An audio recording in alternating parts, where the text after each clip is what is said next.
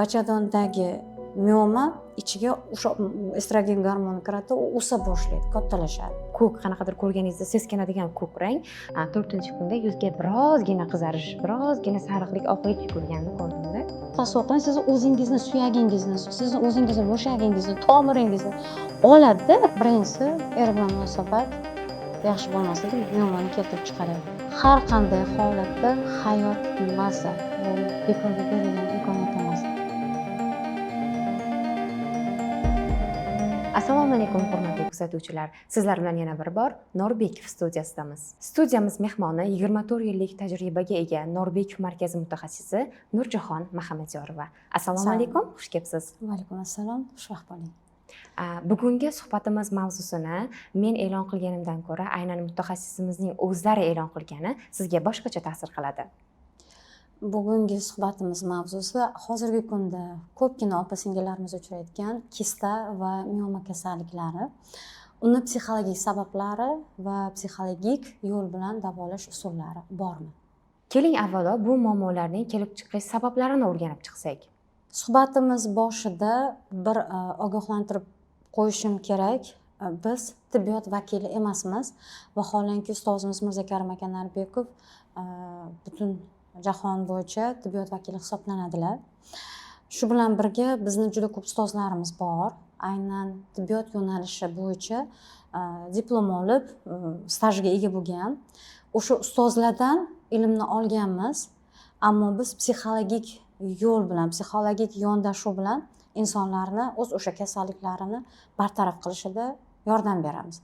Buni nima uchun eslatyapman? Azizlar, hozir mana shu muammolar bo'yicha sizni bezovta qiladigan jamiki o'sha simptomlarni imkon qadar ochib berishga harakat qilamiz, ammo siz bilib oling. Boshidan ogohlantirib aytyapman.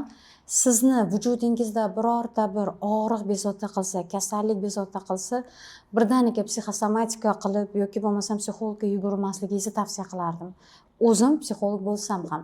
Albatta tibbiy ko'rikdan o'tib, haqiqiy diagnoz, ya'ni tashxis qo'yilgandan keyin va bu deylik nima deydi, tez davolash usullari qo'llash kerak bo'lsa, albatta qo'llang. Ana undan keyin kelib psixolog bilan ishlasangiz maqsadga muvofiq bo'lar edi. Bu haqiqatda tibbiy bilimga ega, o'zini kasalligiga befarq bo'lmagan inson holati bo'ladi. Unda psixolog nima uchun kerak? Deylik ayolda mioma bor yoki bo'lmasam xotin-qizlarimizda kista bor. Bunda psixolog nima yordam bera oladi? Birinchi o'rinda mana shu kasalliklarni o'zini ko'rib chiqsak, nima degani mioma? Qarang, ayolni bachadon sohasida, uchta bo'shliqda, uchta to'qimada mioma hosil bo'lyapti va bu gormonal bog'liq bo'lgan o'simta hisoblanadi. O'sha miomani o'sish, o'smasligi, shakllanishi, uni ozuqasi, uni oziqlantirib o'stiradigan hamma narsa gormonga bog'liq. Psixologning bunda qatnashi, gormon nima uchun bizda faoliyati bor? Aynan gormonal holat bizda nima uchun ro'y beradi? Bizning hissiyotlarimiz. Hissiyotlarimizni esa tibbiyot yo'li bilan bartaraf qilib bo'lmaydi. Bizning hissiyotlarimiz, fikrlarimiz, ongimiz, tafakkurimiz bilan faqat psixolog ishlay oladi. Deylik, ayolni bachadon sohasida 3 xil ko'rinishdagi mioma bo'ladi va bu 8 ta turga bo'linadi. Endi men har bittasini sanab o'tmayman. Deylik, bo'shliq to'qimasiga kirib o'tadigan, o'sib chiqadigan mioma bor. Keyin o'zini mushak qatlamida o'sib chiqadigan va tashqariga o'sib ketib chiqadigan miomasi bor. Bularning har bittasini o'ziga yarasha kelib chiqish sababi, rivojlanish sababi va asorati ham o'ziga yarasha. Shunga ko'ra davo choralari ko'riladi tibbiyotda. Psixolog sifatida biz nima qilamiz? Ayolni yashash tarzi, fikrlash tarzi, ovqatlanish tarzi va qomatidagi ma'lum bir buzilishlar o'sha kasalliklarni keltirib chiqaradi. Tibbiyot vakillari dori-darmonni qo'llab davolaydigan bo'lsa, biz kelib chiqish sabablarini bartaraf qilamiz. Bir va ikkinchidan ana shu kasallik davosi bo'ldi, qilindi, umuman yo'q endi bu kasallik, ammo kelib chiqishi mumkin agar siz fe'l-atvoringizni o'zgartirmasangiz. Nima sabablar bor bu mioma kasalligining kelib chiqishiga? bugun keling ochiqcha suhbat qilamiz. Endi biz o'zbek mentalitetida albatta baribir pardaga o'rab gapirishimiz kerak, chunki auditoriyamizda menimcha ayollardan tashqari yana baribir erkaklar ham bo'ladi, qiziqib kiradigan. Balkim shu kunlarda farzandi yoki bo'lmasam ayolida yo singlisida shu matka bachadon miyomasi bilan qiynalayotganlar bordir. Erkaklarga ham bu mavzu deylik singlisi ayoli qiziga yordam berish uchun kerakdir. O'shaning uchun imkon qadar o'zbekligimizni unutmagan holda pardaga o'rab gapiramiz, ammo ochiq gapirish kerak. Birinchi sababi matkada, bachadonda o'sha miyoma kelib chiqishini. Bu ayollarni erkaklar bilan bo'lgan munosabati. Juda ham siyqasi chiqib ketdi, banalniy bo'lib ketdi. Ko'pchilik aytadi-ku, erkak kishi bilan munosabati buzilsa, bachadonda muammo kelib chiqadi. Bu haqiqat azizlar, ming afsuski haqiqat. Sababi intim munosabat. Ayol kishini erkak bilan munosabatida ayol og'riq olsa, ham intim munosabatda, ham ruhiy muomalada azoblansa, ruhiy og'riq bo'lsa, jismoniy og'riq ko'rgan vaqtda ayolni gormonal holati sekin-sekin qaysidir ma'noda salbiy ta'sirlanadi. Stress gormonlari chiqadi. Kortizol gormoni chiqadi. O'sha kortizol gormoni tananing mushaklariga o'zining ta'sirini ko'rsatadi. Va aynan ayolni erkak bilan bo'ladigan munosabatida ayol o'ziga ayol sifatida baho berishi o'zgarib ketadi. Bu esa o'z navbatida ayollik gormonlariga ta'sir qiladi. Eng xavfli o'sha bachadondagi miyoma kasalligida eng katta xavf bu estrogen gormoni. Vaholanki u bizga kerak. Biz ayol sifatida ochilib, go'zal bo'lib, yayrab yashnashimiz uchun bu gormon kerak. Afsuski, bu gormon noto'g'ri chiqsa, noto'g'ri shakllansa, noto'g'ri ishlab chiqarilsa, bunda o'sha bachadondagi miyoma ichiga o'sha estrogen gormoni kiradi, u o'sa boshlaydi, kattalashadi. To'g'ri o'sgani bu jigar sohasida o'sib, jigar sohasidan chiqsa, bu to'g'ri va zarari yo'q bo'ladi. Nima uchun? Bu estrogen gormoni o'zi ayolga kerak bo'ladigan gormon ayolga qarshi ishlayapti. Ya'ni ayolda ma'lum bir yot narsani o'stirib yuboryapti. Qarang, ayol kishi erkak bilan muomala qilayotganda, gaplashayotganda erkakdan mensimaslik bo'ldi. Uni dilini og'ritadigan qo'pol muomala bo'ldi. Yoki ayollik sha'niga otiladigan birorta bir qo'pol so'z bo'ldi. Ayol bundan ezildi. Shubhasi paydo bo'ldi. O'ziga men rost ekan, haqiqatan ham shunchalik darajada yomon ayolmanmi? Xuniymanmi? Birorta jozibam yo'qmi? Yoki bo'lmasam shunchalik darajada deylik yoqmaymanmi? Kerakmanmi o'zi degan savollar paydo bo'layotganda, bunaqa fikrlash tarzi baribir o'sha qorin sohasi, kindik osti a'zolariga borib impulsiv ta'sir ko'rsatadi.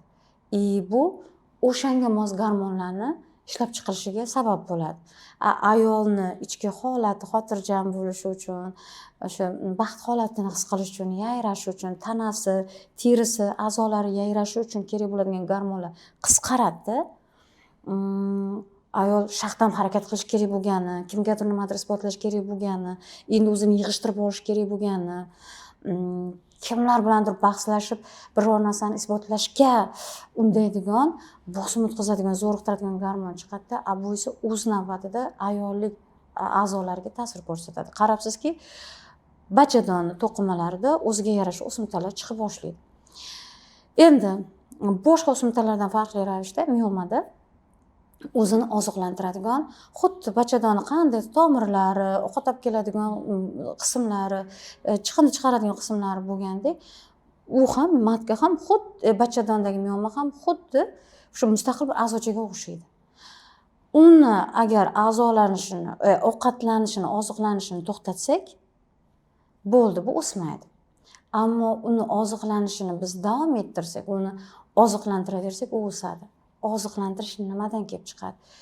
O'sha joyga keladigan gormonlarni biz ko'p bersak, nimani qanaqa qilib buni ko'paytirib beramiz? Soatlab men yomonmanmi? Men yaxshiligimni isbotlayman. Albatta uchun olaman, ko'rsatib qo'yaman. hali men hammasiga ko'rsataman. Mana bunaqa fikrlarni soatlab o'ylayotganda biz umuman xayolimizga keltirmaymizki, shu fikrlashimizni oqibatida butun tanamiz qon aylanishimizda kimyoviy jarayonlar ketayotgan. Bu kimyoviy jarayonlar ichida mikroelementlar ham bor, foydalisi bor, zarari bor, gormonlar aylanib yuribdi. O'sha gormonlar borib turib a'zolarga, to'qimalarga ta'sir qiladi, qaysidir joyini o'stirib yuboradi. Bu ayol to'xtata olmayapti. Bostirib kelayotgan fikrlarni, nima uchun menga bunaqa deydi? Nima haqqi bor edi? Ozgina mehr bersa bo'lmasmidi degan fikrlarni bu ayol to'xtata olmayapti. Ana o'shanda psixolog kerak bo'ladi. Endi bu birinchisi o'sha erkak bilan bo'lgan munosabat edi. Xo'p, endi intim munosabat nima aloqasi bor bachadonda miyomani shakllanishiga? Ayol kishi erkak bilan munosabatda rohatlansa, qoniqsa, bu ayolni ichki holati tinchlanishiga sabab bo'ladi. Tinchlanganda uni mushaklari, o'sha suyagini o'rab turgan mushaklar, ayniqsa tos soha a'zolaridagi mushaklar vazifasini to'laqonli yaxshi bajaradi. Ichki sekresiya bezlari har narsaga ta'sirlarni bir narsalar ishlab chiqaravermaydi. Qarabsizki, organizmda yot narsalar, misol kerak emas narsalarni ishlab chiqaruvsa, u organizmdan chiqib ketmayapti, qaygadir borib joylashadi-ku. Uni yemirish uchun, uni parchalash uchun bizda qo'shimcha kuchli to'qimalar shakllanishi kerak. Mana biz o'zimizga qanaqa qarshi kurashyapmiz. Ichimizni yeyapmiz. O'shaning uchun ayol kishi turmush o'rtog'i bilan intim munosabati chiroyli bo'lsa, bunday ayolda ham mioma bo'lmaydi. Xo'p, intim munosabat nima uchun chiroyli bo'lmayapti? Eri haqidagi, bunda ikkita sabab bor. Eri haqidagi ko'ngli to'lmaydigan fikrlar, erni xatolari, erni o'tmishdan qilib kelayotgan, bunga o'tkazgan tazyiqlar, ya'ni er bilan bog'liq uni fikrlari ayolni eriga nisbatan sovutib turadi, qarshilik qildirib turadi, tanasiga, suyaklariga, mushaklari yopishib turadi va u bo'shasha olmagani uchun oxirigacha yayrab qoni qolmaydi. Bu esa bachadonga ta'sir ko'rsatadi. Ikkinchi sababi, mana birinchisi, yana bir bor aytyapman, eri haqidagi ayolning salbiy xulosa va fikrlari. Ikkinchisi esa ayolni o'zi haqidagi past baho berishi, hozirgi moda bo'lgan samotsenka pastligi. Ayol o'zini chiroyli his qila olmaydi, ayol o'zini to'laqonli his qila olmaydi, bir yaxshi ekanligini, go'zal ekanligi. Ya'ni o'zbekchada bu so'z topolmayapman-da, raskoshniy deydi. Ayol jozibali, ehtirosli ekanligiga ishonmaydi. Yengil, erkin, yoyilib harakat qilmaydi-da, doimiy taranglikda turadi. Bunaqa doimiy taranglikda turib o'zini tortib, qisaveradigan ayollar aynan erkak bilan intim munosabatda rohatni his qila olmaydi-da. Bu bachadonda o'sha miomani shakllanishiga sabablardan bittasi hisoblanadi. Ana shu sabablarni olib tashlay, ya'ni turmush o'rtog'ingiz bilan salbiy fikrlarni olib tashlab, o'zingiz haqingizdagi fikrlaringizni chiroyli qilib olsangiz, intim munosabat yaxshilanadi va miomani kelib chiqish yo'lini bittasini bartaraf qilasiz. Va bunda albatta psixolog kerak. Ikkinchi sabablardan bittasi bu, ya'ni erkak bilan munosabat birinchi sabab deb oladigan bo'lsak, ikkinchi sabab bu ayolning kam harakatliligi. Ayol qancha kam harakat bo'lsa, fikrlashga, ya'ni negativ fikrlarning ichida, doirasida aylanib yurishga moyillik kuchayib ketib qoladi va o'sha yomon fikrdan chiqib keta olmaydi-da, soatlab o'tiraveradi. Uni harakat qilishga kerak bo'ladigan kuchi miyani faqat ming'ir bo'lgan, bo'lmagan, o'tmishda bo'lgan, hozirga umuman foyda zarari yo'q bo'lgan birorta bir fikrlarni kovlashga ketib qoladi, bilasizmi? Charos, bu fikrlarni o'ylayotganda ham miyada nerv impulslari yuradi. U nerv impulslari yurish uchun ham tipa deylik benzin kerak, yoqilg'i kerak. O'sha yoqilg'i bizni quvvatimiz. Ichaklar yaxshi ishlashi, butun tana limfalar tozalab ketishi. Bundoq qaraganimizda men bu ayol, men bu erkak, men bu yaxshi odam, meni bundan ehtiyot bo'lish kerak. Bularga ham quvvat kerak-da. Biz o'sha hamma quvvatni olyapmiz-da. Kerak, nokerak birorta bir fikrlarni ming'irlab o'ylab yurishga sarflab boryapmizmi? O'rnimizdan shundoq turib, hech bo'lmasa bir 3-4 ta fiziologik mashqni bajarishga quvvatimiz yetmay qoladi. Osongina biz o'zimizni dangasa deb albaymiz. Shu o'rinda bitta savol tug'ildi, ustoz. Mana shu holat bitta ayol bilan gaplashganimizda shunaqa ba'zi muammolaringizga kam harakatlilik anaqa sabab bo'lyapti deganimda qanaqa Kam harakat. qanaqa kam harakatlilik men ertalab turganimdan kechqurun 10-11 gacha tinmayman, hamma uyim ishlarini qilaman deydi. Lekin u yumushlarni bajarish bilan jismoniy mashqlarning farqi bor, to'g'rimi? Albatta katta farq bor. Ana shu masalani ham birozgina to'xtalib o'tsangiz. Bilasizmi, ayollarda aynan o'zbek ayollari endi millatchilik qilishmas-ku, lekin men mentalitetim o'zbek, men bilaman shu nimada yashab yuribman. O'zim ham oddiygina o'zbek ayoliman. O'zbek ayollari odatda uyini ishlarini qilayotganda to'g'ri ovoz chiqarib aytmaydi-ku, lekin miyasida ming'irlab qaynonasi bilan urushadi, qaynigachalari bilan urushadi, eri bilan urushadi. Yana kim qanaqa odamlar bilan urushib qoladi-da, u harakatni qilyapti, to'g'ri harakatni qilyapti, lekin urushib qilgani uchun uni tanasida stress gormonlari yuradi. Stress gormoni esa uni ayollik gormonlarni qisib turadi, ishlattirmay turadi. Mana farqi nimada? Ikkiga shunaqa bo'lgandan keyin ayol kishi charchaydida, yoqimsiz charchagani uchun o'sha mehnatdan qochib qoladi. Qarang, hozir o'zbek ayollari uyda ishlagandan ko'ra chiqib karyera qilgisi kelyapti. Nimaga? O'sha karyeradan 1000 marta yaxshi uyni ishi. Qanaqa sir-sinoatlar bu? Masalan, baxtli ayol sirlari kursimizda uydagi ayollarning ish oqibatida mana shunchalik darajada chiroyli sirlar borki, er bilan munosabat yaxshilanadi, qaynona bilan munosabatda hammani chiroyli o'ziga bog'lab olish mumkin. Lekin biz aynan uy ishini yomon fikrlar bilan birga ming'irlab qilamiz, charchaydi tana. Bu fizikultura emas. Jismoniy mashqlar bu nima uchundir shunday bir holat. Siz jismoniy mashq qilaman dedingizmi? Mana sinab ko'ring. Charo sinab ko'ring, uyga borganda shunday turasizda men hozir jismoniy mashq qilaman deyishingiz bilan miya negativ fikrlarni nima uchundir o'chiradi. Siz qo'lingizni harakat qildirasiz, siz ozish ozmaslik haqida o'ylaysiz, sog'lom bo'lish nima uchundir fikrlar tanaga ketadi yoki bo'lmasam chiroyli musiqaga ketadi, yomon fikrlar bo'lmaydi. Nima sababdan jismoniy mashqlarda negativ fikrlar o'chadi? Bunda ayol 100% shifobaxsh holatni, shifobaxsh mikroelementlarni oladi. Farq shunda.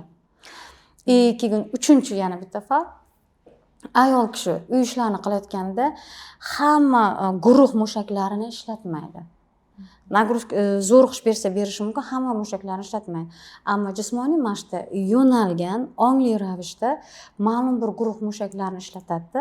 Deylik, oddiy mana bu mashqni qilayotganda biz faqat qo'lni aylantirmayapmiz-da, qo'l mushaklari, tomirlar, limfalardan tashqari yurak, o'pka, umurtqa pog'onasi, kuraklar orasida mushak, bo'yin, ko'z, miya, bosh sohaga ketadigan, quloq sohasiga ketadigan qancha mushaklarni, tomirlarni ishlatamiz. O'shaning uchun jismoniy mashqni men baribir tarafdoriman. Shunda miya ham uni jismoniy mashq deb qabul qiladi-da. Uy yumushlarini uy yumushi sifatida qabul qiladi. Uy yumushida biz uy yumushi xuddiki bizgacha nimada bitta xonaga kirib olib turib ming'irlab birovni yomonlab o'tirishdagi holat. Jismoniy mashq go'yo mumkin emasdek. Jismoniy mashqni biz shifobaxsh terapiya usuli hisobida qabul qilamiz. 132 kilolik bitta opa bilan gaplashib qoldim. Kam ovqat yeyman, ko'p ovqat yemayman deyaptilar-da. Xuddi shunaqa. Ertalab 6 da uyg'onaman, kechqurun 10-11 gacha. Ketmon chopaman, uyimdagi hamma ishni qilaman, lekin semirib ketaveraman dedi. Keyin sababini surishtirishga harakat qildim. Qaynonangiz bilan yaxshimisiz? Ha, yaxshi. Turmush o'rtog'ingiz yaxshimi? Ha, yaxshi. 33 yoshli ayol, 132 kilo.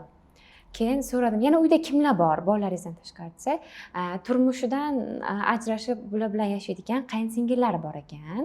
O'sha qaynsingillari bilan yaxshi emas ekan. Deyarli har doim urush janjal, chiqisha olmaslik. Demak, bu opada ham stress gormoni ko'p bo'lganligi uchun ham shu semirish holati ko'p bo'lgan bo'lishi mumkin, to'g'rimi? Qarang, yana bir rezyume qilaylik. Birinchisi, er bilan munosabat yaxshi bo'lmasligi miomani keltirib chiqaryapti. Ikkinchisi kam harakatlilik. Uchinchisi ozgina oldinlashib ketib qoldingiz, bu semizlik ekan. Miomani keltirib chiqaradigan sabablarni 3-o'rinda turadigan bu semizlik. Nimaga ayollar semiz bo'lyapti? Deylik, harakati bor, ozolmayapti. Teri qatlamida nima yog'lar bor o'sha teridan tagidagi qatlamlarda yog'lar bor. O'sha yog' to'qimani qanday shakllanyapti u? Deylik, bor shunaqa holatlar. Ayollar uyida qaytib kelgan qaynopalar, qaynsingillar, umuman har bitta xonadonda bitta asabga o'ynab turadigan bitta obyekt bo'ladi.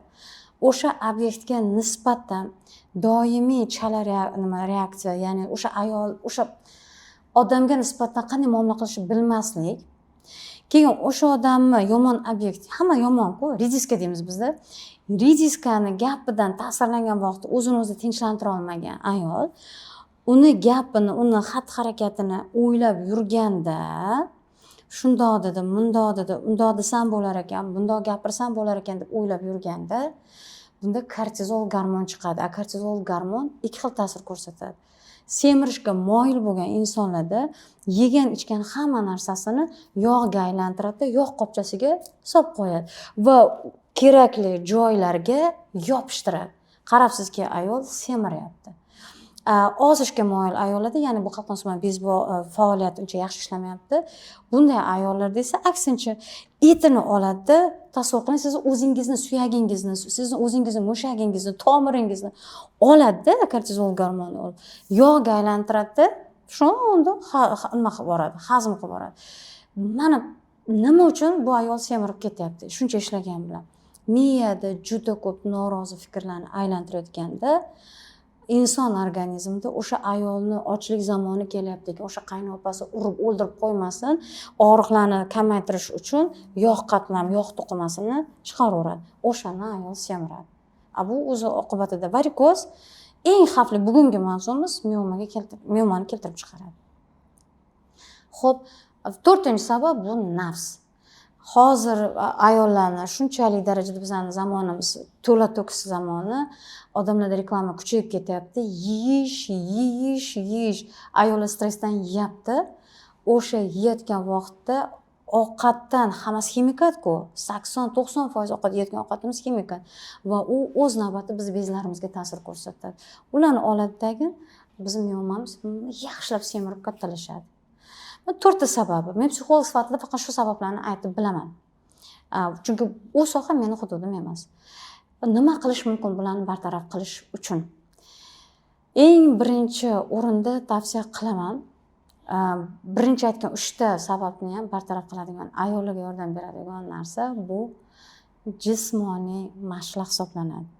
Jismoniy yoqimli musiqani qo'yib, mazza qilib raqsga tushib harakat qilsangiz, siz o'sha miomani kattalashini qaysidir ma'noda to'xtatasiz. Faqat bitta holat bor, endi uni ham ochiq aytishim kerak. Sizni ichingizda aylanib yurgan, shu qadar sizga singib ketgan, endi uni mutaxassis yordamisiz chiqarib bo'lmaydigan holatlar bor. Ya'ni yillar davomida fikrlashi, mana shunaqa tarzda davom etayotgan insonlar shunaqa fikrlashga o'rganib qolgan. Hozir mana meni sog'lomlashtirish kursim bo'lyapti. 4 ayolda mioma bor. Kulmaydi. Ulardan hol-ahvol so'rasangiz, 23 yildan beri erini urayotganini gapiradi. Chalg'itaman, boshqa tomonga olib ketaman. Yana qanday aylanib shunga keladi. Chalg'itaman, boshqa tomonga olib ketaman. Aylanib yana o'sha er urgan, 23 yildan beri er urayotganini yodlab olgan, tili bilan ham, aqli bilan ham. Erini qanaqa urganlarini qayta-qayta tasavvur qilaveradi. O'sha ayolda mioma bordi. Bugun shunaqa aytibdi, kechasi bilan yotib uxladim. Darsda ham uxlab o'tirdi, mashg'ulotlar davomida ham, lekin aytdi, qon kelishi, ko'p kelishi to'xtadi, kamayibdi. Ya'ni bu simptomlardan, belgilaridan bittasi qon ko'p kelishi mumkin, bachadan. Ana shu ayol nimaga uxladi? U birinchi marta miyasi 23 yildan beri erini urishini, gapirishini to'xtatdi. Xo'p, endi sizga shu joyda bitta sekretini aytaman, sirini. Qanaqa qilib bu ayol o'sha eri haqida gapirishni to'xtatdi? Men unga bitta savol berdim. O'sha savol bo'yicha ayol eri haqida emas, o'zi haqida o'ylashni boshladi. Qizlar, tasavvur qiling, siz bir chiroyli kitob sizda. O'sha kitobni sizga berdi. Kimdadir 73 betlik, kimdadir 83 betlik, kimdadir 93 betlik, kimdadir 100 betlik. Ya'ni har bitta bet bu sizni yoshingiz. Har bitta betga siz o'zingizni qanaqa ekanligingiz haqida yozib borsangiz, sizda boshqalarni ming'irlab nolib, o'zingizdan matkani chiqaraveradigan qiliqni to'xtatardingiz. Doktorlarni ham, psixologlarni ham ayblamasdingiz. O'sha ayol daftarini mana bugun dushanba kuni boshlangan, 5 kun bo'ldi. 5 kundan beri daftariga yozib kelayotgan holatlar. Kecha birinchi marta dedi, yaxshi narsani yozdim. Men o'zim haqimda kitob yozmoqchiman. Qarang, g'oya paydo bo'ldi, qon to'xtadi. Turmush o'rtog'i telefon qilibdi, nima olib boray, hech qachon eri pul bergan emas. Bozorga chiqib katta savdo qiladigan odam eriga pul berib yurar ekan. Aytmoqchimanki, ayol jismoniy harakat qilayotganda u yaxshi narsalarni o'ylashni boshlaydi. Psixolog sifatida urug' ekib qo'yamiz. Qaysi tomonidan o'zini yaxshi baholash mumkinligini aniqlaymiz-da. O'sha tomonga urug' ekib qo'ysak, o'sha urug' bilan ayol ovora bo'lib qoladi, o'shani o'stiradi. O'sha tomonni o'ylashni boshlaydi. Miya bir vaqtning o'zida 99 ta narsani o'ylay olmaydi. Nahotki men shunaqaman degan narsani o'ylayotgan vaqtda er haqidagi fikr to'xtaydimi? Ayolda yangi psixologik mexanizmlar paydo bo'ladi. U ma'lum kimyoviy jarayonlarni, ma'lum bir ichki holatni yaratadi. Ayol miyomani o'stiradigan gormonal holatni to'xtatadi. Darsimiz davomida 3 soat bu bilan shug'ullanamiz. Asoslan 5 kundan beri mana shu holat bilan shug'ullanyapmizmi? Bu ayoldagi o'zgarish, xursand bo'lib ketdim. Aytdim, "Davaychi siz oxirgi o'tingda maza qilib uxlang." Xo'p dedi, shunda o'tib 4 minutdan keyin dik etib turdi. Yuzlari tip-tiniq, shunaqa kayf, ko'zlari yana charaqlab turibdi. Mana shunaqa ko'z bilan kelgan.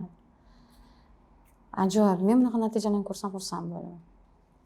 Va bunaqa natijalar juda ham ko'p, chunki kursingizga birinchi kuni ham kirdim, 4-chi kuni ham kirdim. Birinchi kuni kirganimda ayollar mamnuqa edi, ustoz. Mamnuqada hammasi xuddi haligi o'ljaga tashlanishga tayyor turgan sher. Bajaxil alamzada sher. Juda ham alamzada, ko'zlari qizargan, ya'ni obrazga tasvirlasak, 4-chi kuni kirdim, biroz yuzlar bo'shashgan, birozgina tabassum yugurgan yuzlarga. Nigoh o'zgargan va rang o'zgargan, ustoz. Birinchi kunda ko'k rang, ko'k qanaqadir ko'rganingizda seskanadigan ko'k rang, 4-chi kunda yuzga birozgina qizarish, birozgina sariqlik, oqlik yugurganini ko'rdimda.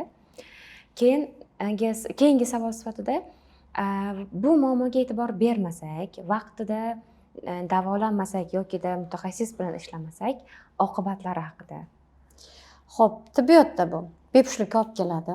Miyoma kattalashsa, yondosh a'zolarni ishini yomonlab qo'yadi, kasallik kelib chiqadi. U kattalashib ketaveradigan bo'lsa, inson hayotiga xavf solishi mumkin. Psixolog sifatida esa bu holatlarga e'tibor bermasak, bizda qo'rquv holatlari ko'payib ketadi. Bu esa gormonal holatga ta'sir qilyaptimi? Klinik sohir o'tadigan bo'ladi. Tezga terlaydigan bo'lamiz. Bilasizmi, eng xavfli tomoni, hozir bilinmasligi mumkin, kuch borida 40-45 yoshlargacha ham bilinmasligi mumkin. Ammo u yoshdan o'tgandan keyin ayni kelin tushiramiz, qiz uzatamiz.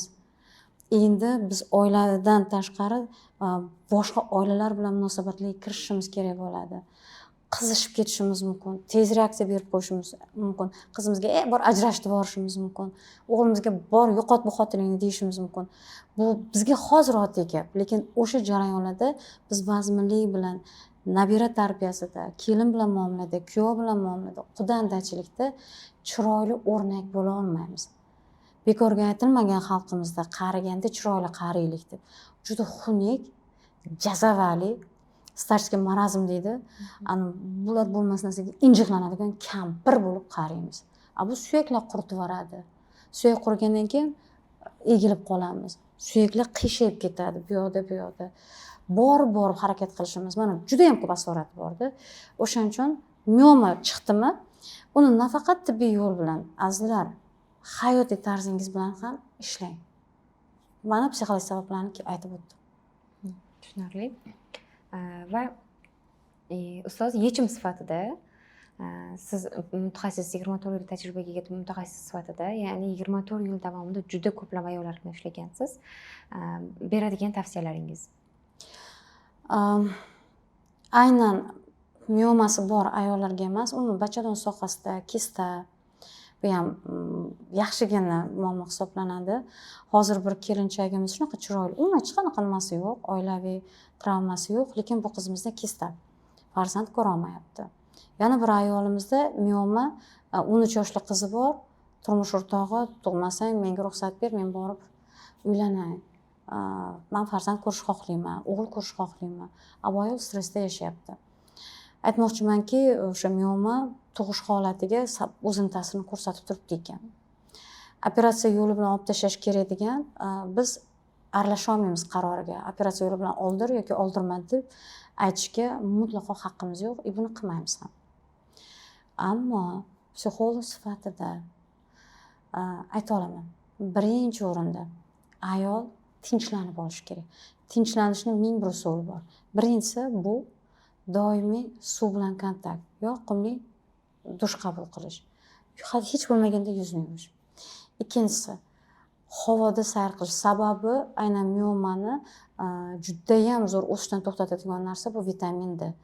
Endi men vitamin D preparatini qabul qilish bo'yicha mutaxassis bo'lmaganim uchun tavsiya qila olmayman. Bunga yuristka haqqim yo'q, ammo toza havoda aylanib yurish, sayr qilish, mashq qilish yordam beradi. Uchinchisi, ovqatlanish ratsioningizni to'g'ri tuzishingizni tavsiya qilaman. To'rtinchisi, uyqungizni joyiga qo'ying. Mana shu 4 unsurni o'zingiz imkoniyatingizni qiling-ku, ammo azizlar, fe'l-atvoringiz nima sababdan o'tmishdan bunaqa muammolarni, informatsiyalarni ko'tarib yuribsiz? Yaxshisi, keling, haqiqatdan diplomli psixolog, o'zini ishini mutaxassis bo'lgan psixologlar bilan ishlashni va sizdagi bu psixologik travmalarni olib tashlashni tavsiya qilaman. Ya'ni psixolog bilan ishlaganda sizni ichki imkoniyatlaringiz ochiladi. Ya'ni bilib bilmay 99 ta tomonga yugurmaysizda. Aynan siz qaysi imkoniyat bilan o'zingizga yordam bera olasiz? Qaysi xarakteringiz bilan yordam bera olmaysiz? Qaysi xarakteringiz bilan yordam bera olasiz? Qaysi fikrlash tarzingiz oldin sizni jahlingiz chiqargan bo'lsa, psixolog shunday ishlaydi, aynan o'sha fikrlash tarzingizni sizga foydali tomonga o'girib bera oladi. Mana bu holatlarni yaxshi ishlab olsalar, nafaqat ayol o'ziga nisbatan munosabati o'zgaradi, bachadonidagi mioma ketadi, oilaviy munosabatlar, farzand tarbiyasi, turmush o'rtog'i bilan munosabat, jinsiy hayotda ham qoniqish hosil bo'ladi.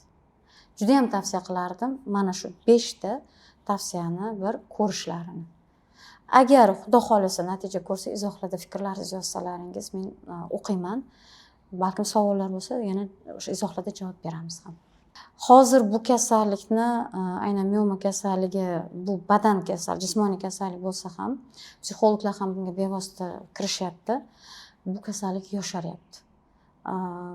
Yosh qizlarimizda ham, o'sha yosh davrida ham, yosh kelinlarimizda ham bu kasallik uchrayapti. Bejizga emas. Azizlar, har qanday holatda hayot mazza. Bu bekorga berilgan imkoniyat emas. Uni mazza qilib yashab o'tishni yo'llarini o'rganish kerak. O'shanda siz hayotingizni ham yaxshi yashaysiz, kasal ham bo'lmaysiz. Mana shunga e'tibor berishni xohlardim. Hurmatli onalar, qizlaringizni sog'lig'iga bee'tibor bo'lmang. Bachadon kasalliklarni vaqtida oldini olishni yo'lini qiling. Oltinga teng ma'lumotlar uchun, foydali tavsiyalar uchun sizga minnatdorchilik bildiramiz ustoz. Kattakon rahmat. Sizlarga ham rahmat. Suhbatimiz foydali bo'lsin, xayrli bo'lsin. Hurmatli muxlis, aziz tomoshabin, keyingi sonlarda aynan sizga qiziq va siz uchun og'riqli bo'lgan qaysi mavzularni yoritishimizni xohlaysiz? Izohlarda yozib qoldiring. Biz albatta ularni o'rganib chiqqan holda eng aktual va eng muhimlari haqida ko'rsatuv tayyorlaymiz. Keyingi sonlarda uchrashguncha omon bo'ling.